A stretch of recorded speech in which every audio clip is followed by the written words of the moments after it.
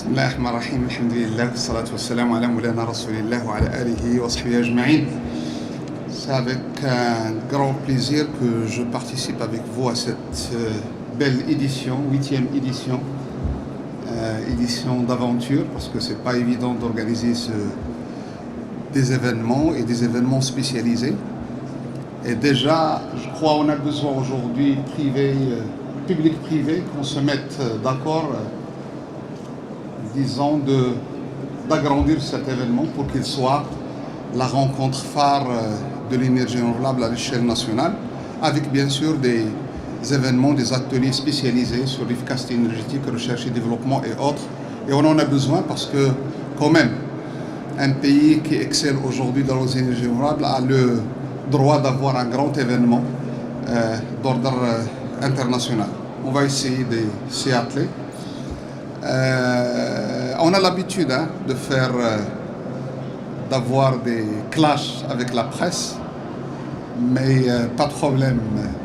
On est prêt à donner tout ce qu'on a. On est très transparent, même trop transparent.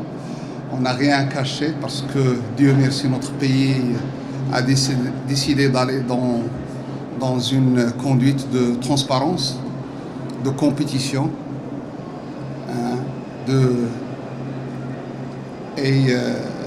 le fait de voter et d'adopter une loi sur l'accès à l'information, c'est déjà un bon signe. Et je crois que dans quelques jours, on aura besoin d'avoir des antennes au sein de chaque administration qui délivrent les informations à qui de droit, et en particulier à la presse. Donc on n'a pas peur d'avoir cette confrontation avec la presse. Seulement, j'ai un message, j'ai une doléance, une réclamation, une précision. On a besoin d'avoir l'information exacte. Bien sûr, après les interventions sur le salon, sur la recherche, l'efficacité énergétique et la belle histoire, aventure d'investissement dans notre pays, j'ai essayé de trouver les messages que je veux véhiculer aujourd'hui dans cette belle rencontre. Le premier message, c'est que le domaine des énergies, d'une manière générale et d'une manière particulière les énergies renouvelables, connaît une compétition très conséquente et très importante. Nous avons les Américains, des compagnies américaines, nous avons des compagnies européennes, françaises, espagnoles, allemandes, italiennes, suisses. Nous avons des investissements chinois. Le dernier grand investissement, c'est la centrale électrique à Jarada. Et je vais parler un petit peu de Hoceima. C'est un très bon choix d'être là-bas et même de continuer à investir là-bas. Parce qu'on en a besoin de lancer un signal que le développement doit être équitable à l'échelle territoriale de tout le pays. Nous avons des entreprises arabes, les Émiratis, les Saoudiens. Nous avons des entreprises marocaines. C'est le secteur qui donne le meilleur signal, le meilleur message que notre économie est transparente et ouverte, et on a une grande compétition entre les entreprises. Déjà, pour le grand projet de GNL, nous avons des dizaines et des dizaines de consortiums qui sont intéressés. Et je vous garantis que toutes les conditions requises pour une compétition transparente, sont déjà là, sont assurées par la réglementation, sont assurées par le climat des affaires qui est en réforme continuelle. J'en parlerai si j'aurai le temps, et assurées bien sûr par cette dynamique de bonne gouvernance que connaît le domaine du business, mais aussi dans l'administration, et bien sûr assurée par cette vigilance chez le privé, les professionnels, et la vigilance, c'est la presse elle-même. Donc, je vous lance ce message que tout le monde est bienvenu pour investir dans notre pays, dans tous les domaines, et en particulier dans le domaine des énergies renouvelables. C'est pas pour rien que les investissements internationaux dans notre pays augmentent chaque année à peu près de 20 à 25%. De 20 à 25% chaque année. Et l'année 2018 a connu un record extraordinaire, 44 milliards de dirhams d'investissement international dans notre pays, dans tous les domaines, et en particulier dans le domaine des énergies et des énergies renouvelables. Ça, c'est le premier message. Je continue en disant que ce n'est pas uniquement dans le domaine des énergies renouvelables, mais dans le domaine des énergies fossiles. Le processus d'ouverture, de compétition, de concurrence loyale, de recherche d'autres entreprises qui peuvent investir dans le domaine des énergies fossiles est irréversible. Quelles que soient les entraves, est irréversible. Quelles que soient les entraves, le Maroc gagnerait à avoir plus de compétition, plus de concurrence loyale, plus de transparence, et ce n'est pas un domaine réservé à quiconque. Ce n'est pas un domaine à réserver quiconque. Et on n'a pas le droit en tant que gouvernement d'aller demander l'avis d'un concurrent pour permettre à un autre concurrent d'investir. C'est anti-compétitivité, c'est anti-concurrence, c'est anti-transparence. Donc, je répète, le domaine, le secteur des énergies, d'une manière globale, et en particulier renouvelable et fossile, bien sûr, il y a d'autres domaines, c'est le secteur qui connaît aujourd'hui plus de transparence et de compétition. Et c'est, comme j'ai dit, c'est un processus irréversible.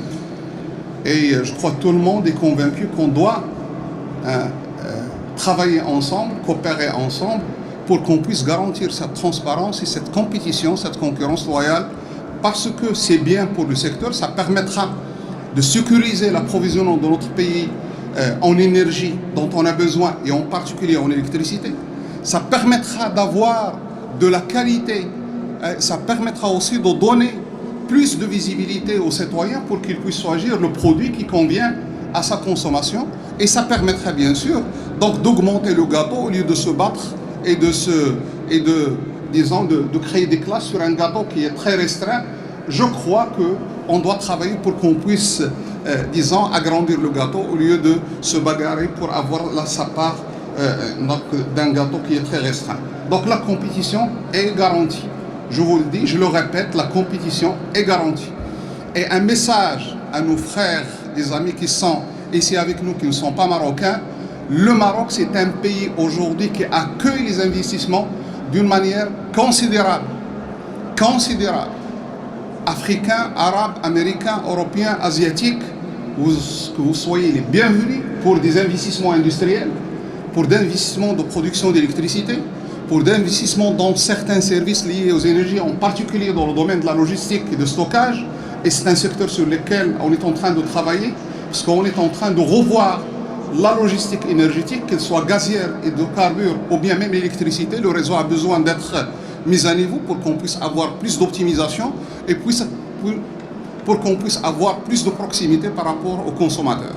Donc, c'est un message, le premier message. Le deuxième message, c'est que nous allons revoir à la hausse nos ambitions dans le domaine des énergies renouvelables. La dernière réunion qui a été présidée par Sa Majesté nous a demandé de revoir à la hausse au-delà de 42% en 2021, 52% en 2030, parce qu'on a bien remarqué que la dynamique qui a été enclenchée dans notre pays nous a ouvert d'autres horizons et nous a demandé même de voir d'autres sources d'énergie renouvelable, par exemple la biomasse, mais il y en a d'autres. Je suis convaincu que le domaine des énergies renouvelables connaît des mutations qui sont semblables à ce que s'est passé, à ce qui se passe dans tout ce qui est numérique et télécommunications. Donc on a des possibilités pour développer d'autres sources d'énergie renouvelable et on a des possibilités pour aller vers d'autres territoires pour développer les énergies renouvelables solaires et éoliens. Bien sûr, on n'a pas encore touché l'éolien offshore, c'est un grand gisement, peut-être qui multiplie par 10 le gisement qui existe en onshore. Donc il y a encore des potentialités à découvrir, à développer, à programmer dans les décennies à venir. Donc, nous allons travailler avec le privé pour qu'on puisse aller dans ce sens et soyez sûrs et certains que chaque fois qu'on a la possibilité d'ouvrir le champ au privé et de donner le privé la possibilité d'investir au lieu du public, on va le faire. C'est une conviction le partenariat public-privé, c'est une conviction aujourd'hui, une partie de notre culture, si vous voulez, de gouvernance économique, parce que nous croyons que le privé pourra apporter plus de bénéfices et plus de profits pour l'économie nationale et le développement des services. Et d'ailleurs, le domaine des énergies, c'est le domaine qui a connu beaucoup de développement basé sur le PPP, et on est en train de revoir même comment peut-on généraliser le PPP dans d'autres secteurs, et en particulier les secteurs à caractère social tels que la santé et l'éducation, l'enseignement supérieur, la formation professionnelle, et on gagnerait à mobiliser l'épargne qui existe pour qu'on puisse développer les équipements et les services dans les différents domaines. Troisième message, c'est que je ne suis pas spécialiste. Nous avons basé notre mix énergétique ou notre politique de développement du mix énergétique en 2009 sur des données, sur des technologies qui existaient. Ça fait 10 ans. Aujourd'hui, après 10 ans, les données ont changé. Les technologies ont changé et ils changeront davantage. Le comportement des consommateurs a changé. Nous avons remarqué aujourd'hui qu'il y a une tendance phénoménale en termes d'autoproduction. Donc, le mix énergétique va rester. Nous allons avoir plus de 50%, 55, 56, 54 en renouvelable. Nous allons avoir le gaz qui remplace le fioul. Nous aurons le charbon, bien sûr. Mais dans ce mix, la configuration pourra changer. C'est pourquoi moi j'ai besoin de votre intelligence collective pour qu'on puisse intégrer cette dynamique d'autoproduction dans ce mix énergétique. Déjà, si on prend certains pays tels que l'Allemagne, c'est 40% à peu près et plus. En Espagne, c'est presque 20%. Et on ne peut pas arrêter cette dynamique. C'est une liberté énergétique. Et bientôt, on va parler de liberté l'accès à l'information et liberté l'accès à l'énergie. C'est la liberté énergétique, c'est l'autoproduction. Et on a bien remarqué que les agriculteurs n'ont pas attendu les incitations fiscales. Aujourd'hui, toutes les fermes sont en train de chercher de belles solutions pour qu'ils puissent remplacer les énergies classiques par des énergies renouvelables. Donc, c'est une dynamique qui va imposer une réflexion collective. Donc, pour qu'on puisse encadrer, maîtriser ce mix énergétique pour qu'il soit plus bénéfique pour l'économie nationale et cette dynamique nationale. Donc, on a besoin de travailler ensemble, donc opérateurs publics, privés, pour que cette question d'autoproduction chez les industriels qui est aujourd'hui très visible, chez les agriculteurs qui est très visible, c'est les opérateurs de services, en particulier les hôtels, qui est très visible, même dans les ménages qui est très visible. Aujourd'hui, il y a certains équipements à caractère social qui demandent de l'efficacité énergétique, à commencer par les campus, les écoles, les dispensaires. C'est une dynamique qui s'impose, qui va nous obliger à revoir les calculs de nos mix énergétiques, mais bien sûr qui impose à revoir la réglementation pour encadrer, si vous voulez, cette consommation autonome. Donc il faut encadrer